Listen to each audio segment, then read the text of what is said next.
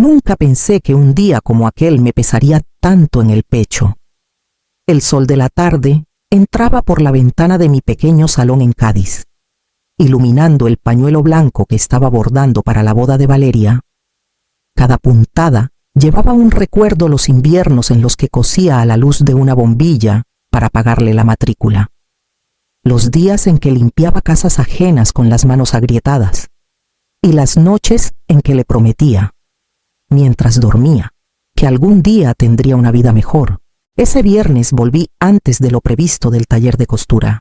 Caminé despacio por la escalera de nuestro edificio antiguo, con el olor a salitre que siempre acompaña a las casas cerca del mar. Al abrir la puerta, escuché la voz de mi hija en el salón. Sí, señora Beatriz. Entiendo. Me quedé quieta, con la llave aún en la mano. La voz de otra mujer, fría y clara, atravesó el pasillo. Que venga si quieres, pero que se quede en un rincón. Esa mujer solo estorbará en las fotos. Sentí que la sangre me abandonaba el rostro. Por un instante pensé que había escuchado mal, pero entonces Valeria respondió, bajito, casi avergonzada. Sí, no se preocupe. Un zumbido me llenó los oídos. No podía moverme. Solo escuchaba mi propio corazón golpeando con fuerza. Apreté el pañuelo entre los dedos y, sin hacer ruido, retrocedí hasta mi habitación. Allí me senté en la cama, mirando el suelo, sin saber si llorar o gritar.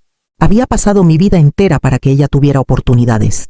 Y ahora, en su mundo de vestidos caros y hoteles de 5 estrellas, yo era un estorbo, basura que molestaba en las fotos. Respiré hondo, intentando ordenar mis pensamientos. No podía arruinar su gran día. No podía ser yo quien manchara la felicidad que tanto deseé para ella. Guardé el pañuelo en la caja donde siempre conservo los recuerdos más preciados. Cerré los ojos y me prometí que iría a esa boda con la cabeza alta, aunque por dentro me estuviera desmoronando, mientras el sol se ocultaba sobre la bahía y las gaviotas gritaban a lo lejos. Sentí que una grieta se abría en mi corazón, y aunque aún no lo sabía del todo, esa grieta sería el comienzo de algo que cambiaría mi vida para siempre. Acompañándome hasta el día en que pusiera un pie en Madrid para la boda de mi hija, llegué a Madrid con mi pequeña maleta de ruedas y mi vestido azul cuidadosamente doblado dentro. Lo había cosido yo misma con una tela sencilla, pero cada puntada llevaba mi amor de madre. El tren había sido largo, y mientras observaba cómo los campos de olivos quedaban atrás, sentía que me dirigía a un mundo que no me pertenecía. Nada más bajar en Atocha, el bullicio me golpeó. Coches que no se detenían, gente corriendo con trajes caros, escaparates de lujo brillando bajo el sol de la tarde. Yo, con mi abrigo gastado, avanzaba despacio, buscando un taxi que me llevara a la casa de los Luarca.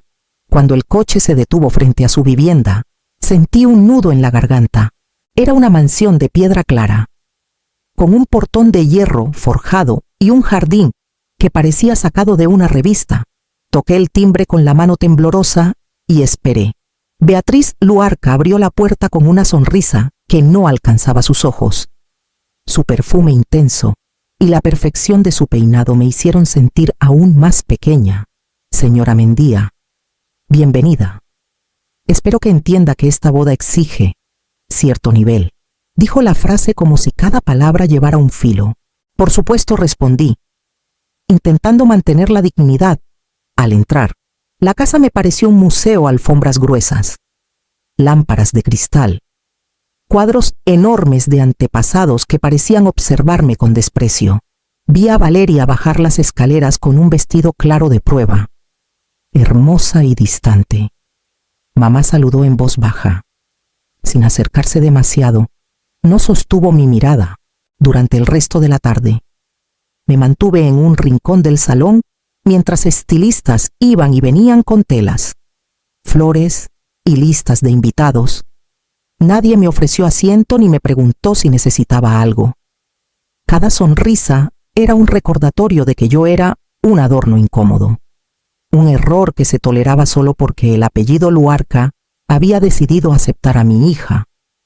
Cuando finalmente me dejaron sola en la habitación de invitados, cerré la puerta y apoyé la espalda contra ella. Abracé mi maleta como si fuera mi último refugio y miré por la ventana el cielo oscuro de Madrid, preguntándome cómo sobreviviría al día que se avecinaba. El día en que la boda lo cambiaría todo. El día de la boda amaneció nublado, como si el cielo también dudara de celebrar aquella unión. Subimos en los coches asignados por la familia Luarca hasta el hotel a las afueras de Madrid. Cuando bajé, me quedé unos segundos sin moverme. Parecía un palacio. Jardines simétricos con luces doradas parpadeaban entre setos perfectamente recortados. Fuentes de piedra dejaban caer el agua en un murmullo elegante y el aire olía a rosas recién cortadas. Seguí a los demás hasta el salón principal, donde las mesas brillaban bajo lámparas de cristal. Manteles de seda caían hasta el suelo, y los cubiertos parecían más caros que todo lo que había en mi casa. Me indicaron mi lugar, una mesa al fondo, casi junto a la puerta de servicio. Desde allí podía ver cómo las mesas centrales, las que captaban todas las miradas, estaban reservadas para los Luarca y sus invitados más cercanos. Intenté concentrarme en mi hija, que lucía radiante con su vestido blanco y una sonrisa rígida. Me repetí que aquello era su día, que no debía pensar en mí, pero el murmullo de las conversaciones elegantes se convirtió en cuchillos cuando Beatriz se levantó con su copa de champán. «Hoy unimos a nuestra familia con Valeria», dijo, alzando la voz con esa seguridad que helaba. «Una joven que ha tenido la suerte de subir un escalón en la vida. Y su madre, bueno, siempre hay que aceptar ciertas peculiaridades». Un murmullo recorrió el salón, seguido de risas contenidas. Sentí un ardor en las mejillas y la garganta seca. Bajé la vista al mantel y tragué saliva. Intentando no temblar, reuní valor y me acerqué a mi hija para felicitarla. Pero ella retrocedió un paso, mirándome de reojo. «Mamá, compórtate, no hagas un escándalo», susurró con los labios tensos. Escuché cómo algunos invitados rieron sin disimulo. Fue como si un puñal helado me atravesara el pecho. En ese instante comprendí que no era bienvenida en el día que más había esperado. Y, mientras volvía lentamente a mi asiento, un pensamiento comenzó a crecer dentro de mí, silencioso pero firme, marcando el camino hacia lo que haría después. Me quedé unos segundos inmóvil en mi asiento, escuchando el eco de las risas que aún flotaban en el salón.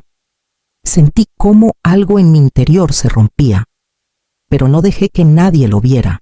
Me levanté despacio, con la espalda recta, y recogí mi bolso con cuidado, como si cada gesto fuera parte de un ritual que sellaba el final de una etapa de mi vida. Caminé entre las mesas sin mirar a nadie, ni a Valeria, ni a Beatriz, ni a los invitados que murmuraban entre dientes. El sonido de mis tacones sobre el mármol parecía retumbar en el salón silencioso. Noté que algunos se quedaron callados, otros cuchichearon, pero nadie intentó detenerme. Sentí el aire fresco de la noche madrileña cuando crucé la puerta, y la brisa de primavera me golpeó el rostro como un despertar.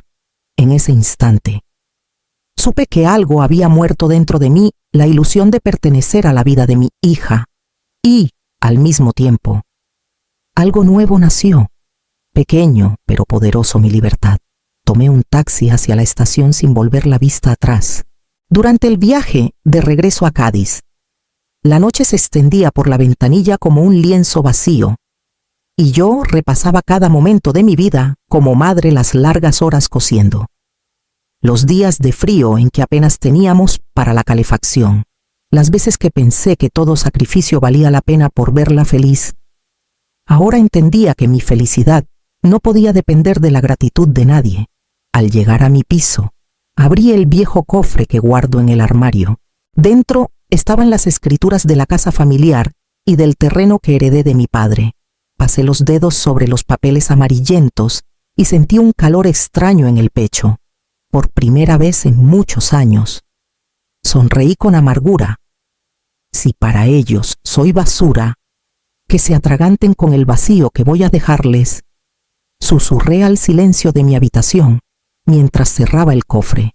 La idea germinó con fuerza. Lo que haría a continuación cambiaría por completo el rumbo de nuestras vidas. A la mañana siguiente me desperté con una calma extraña, de esas que llegan después de llorar en silencio toda la noche.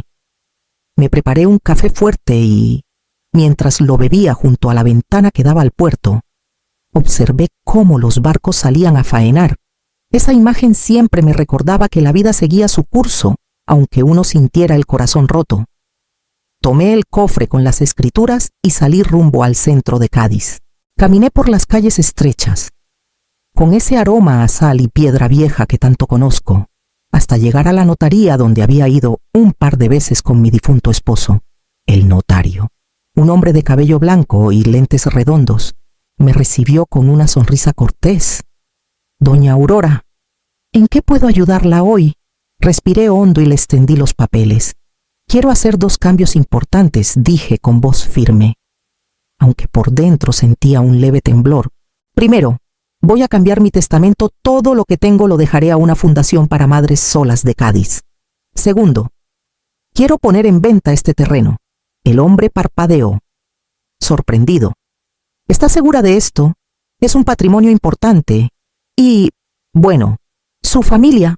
Lo interrumpí antes de que terminara la frase. «Más segura que nunca.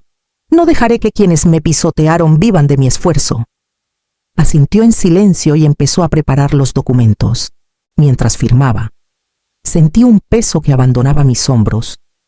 Era como si cada letra estampada con mi firma cerrara una herida y abriera una puerta nueva hacia mi propia dignidad. Al salir de la notaría, el aire fresco de la calle me supo a libertad. Caminé despacio, disfrutando del sonido de mis pasos sobre el adoquinado, por primera vez en mucho tiempo.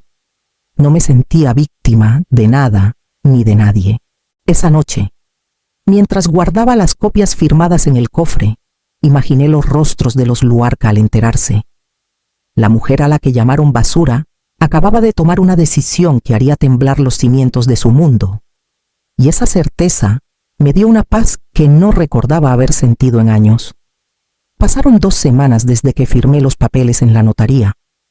Fueron días de una calma nueva, como si cada amanecer trajera un aire limpio que barría los recuerdos amargos de Madrid.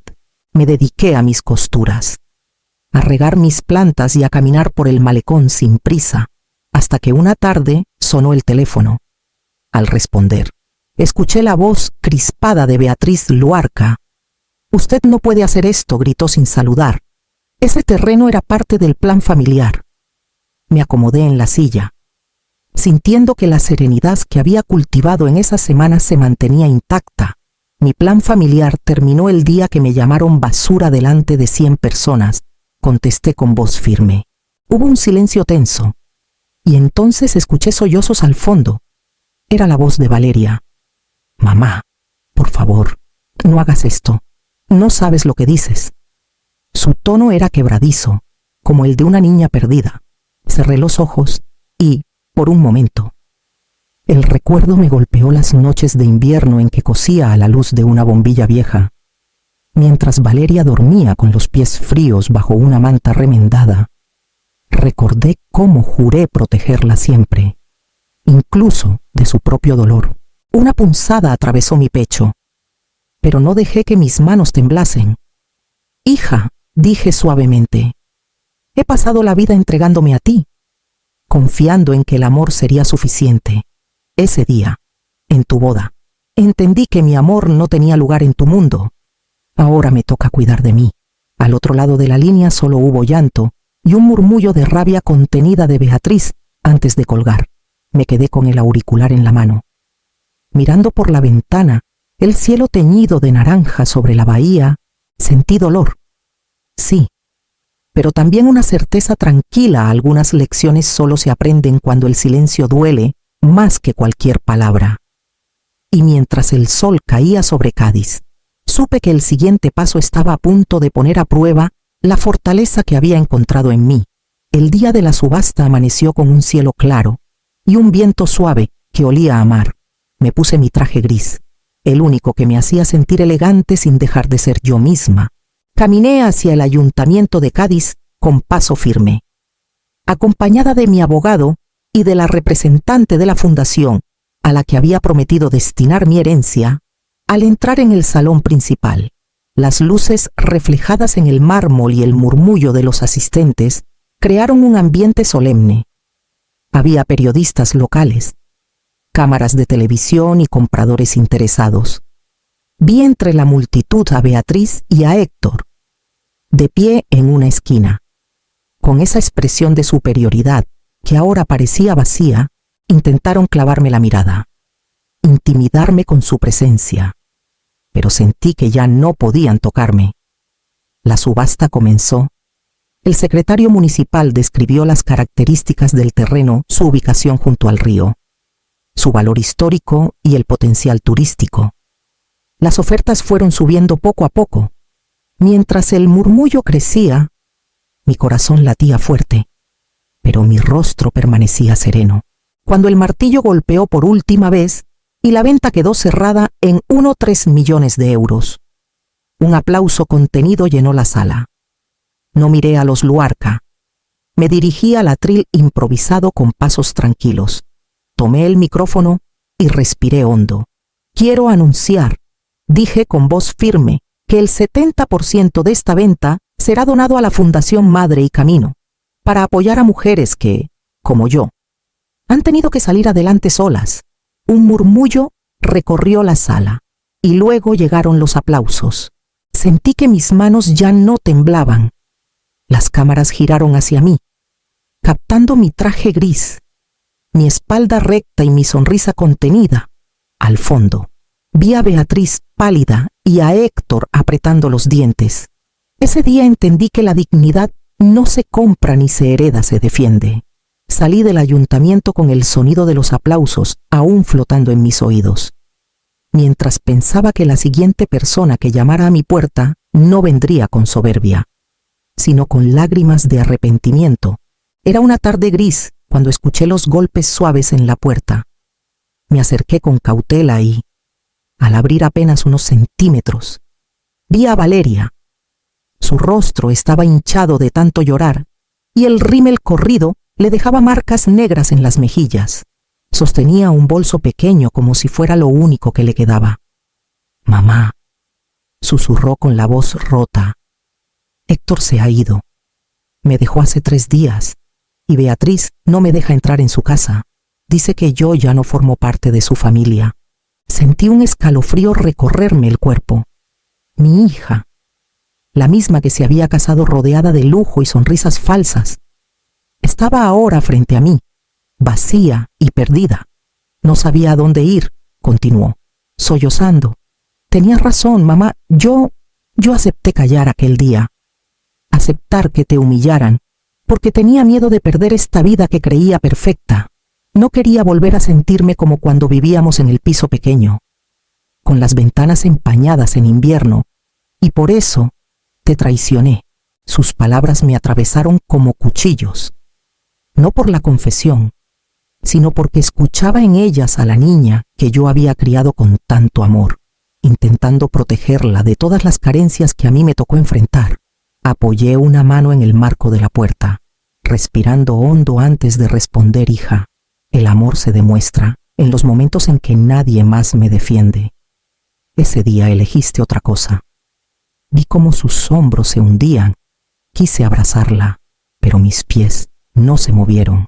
Ella bajó la mirada, dio un paso atrás y se marchó despacio por el pasillo. Cerré la puerta suavemente. Sintiendo el eco de sus pasos perderse en las escaleras, apoyé la frente contra la madera, con un nudo en la garganta, mientras el recuerdo de su llanto quedaba flotando en mi casa, recordándome que las decisiones del corazón rara vez son sencillas y que pronto tendría que enfrentar lo que mi silencio había dejado entre nosotras, un mes después de la subasta y de la última visita de Valeria. Empaqué mi vida en pocas cajas y me mudé a un piso pequeño frente al Atlántico, en la bahía de Cádiz. Desde la ventana del salón podía ver cómo el mar cambiaba de color según la hora azul profundo al amanecer, dorado al atardecer. El sonido de las olas golpeando suavemente las rocas se convirtió en mi nueva compañía. Cada mañana me preparabas un desayuno sencillo, café negro y pan con aceite. Mientras observaba a las gaviotas sobrevolar el puerto, esa rutina, tan distinta de la vida de silencios tensos que había tenido en Madrid, me llenaba de una paz que creí perdida. Poco a poco, empecé a sentirme ligera, libre de la mirada ajena y de las expectativas que habían marcado mis últimos años. Me ofrecí como voluntaria para dar clases de costura a jóvenes madres en la fundación que recibió mi donación. Entrar en aquel pequeño taller, ver las caras de esas mujeres aprendiendo a coser su primera blusa o un dobladillo para sus hijos, me hizo recordar quién era realmente. Sus sonrisas sinceras y sus manos torpes pero llenas de ilusión me devolvieron algo que no sabía que necesitaba: la sensación de ser útil sin ser usada. Algunas tardes caminaba por el malecón, dejando que el viento de sal y algas despejara los restos de tristeza que a veces volvían sin avisar. Otras, me sentaba en el banco junto al faro, viendo el sol hundirse en el horizonte mientras los barcos regresaban a puerto. Un día, al abrir el buzón, encontré varias cartas con el membrete de la fundación. Eran notas escritas a mano por mujeres a las que nunca había visto en persona.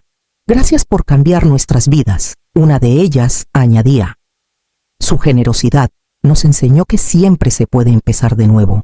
Guardé las cartas en mi mesa de noche, sintiendo que aquel reconocimiento silencioso era el abrazo que mi alma necesitaba. Y, mientras la brisa marina entraba por la ventana, supe que mi historia aún no había cerrado del todo, porque había un lazo de sangre que seguía latiendo en mi corazón. Había pasado un año desde aquella boda que partió mi vida en dos. Esa mañana, mientras caminaba por la orilla de la playa, el viento del estrecho levantaba mi cabello gris y me hacía entrecerrar los ojos. El rumor del mar me acompañaba como un viejo amigo que sabe escuchar sin interrumpir. Cada paso sobre la arena húmeda era un recordatorio de lo lejos que había llegado desde entonces, de lo mucho que había aprendido sobre mí misma. Al volver a casa, encontré en el buzón una postal. Reconocí la letra de Valeria antes de girarla: una fotografía de ella, sonriente, con las manos manchadas de tierra en un pequeño vivero de flores detrás. Su mensaje corto pero lleno de significado: mamá, ahora entiendo tu fuerza. Estoy empezando de cero. Si un día quieres verme, aquí estaré, con tierra en las manos y no con máscaras. Me quedé en silencio unos minutos, sosteniendo la postal contra el pecho. Sentí una mezcla de alivio y orgullo, sin lágrimas ni rencor. No había un perdón instantáneo, pero sí un puente tendido sobre las heridas del pasado. Comprendí que mi hija estaba aprendiendo lo que yo tardé toda una vida en aceptar: la verdadera dignidad no se mide por el lujo, sino por la honestidad con uno mismo.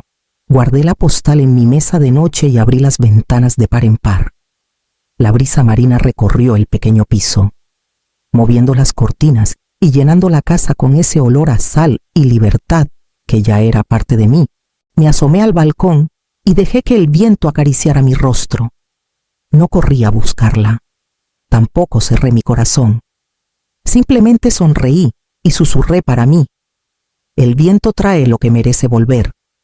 Mientras el sol se hundía en el horizonte, sentí que mi historia no era de venganza ni de derrota. Era la historia de una mujer que aprendió a soltar el dolor, a abrazar la libertad y a dejar que el viento hiciera el resto.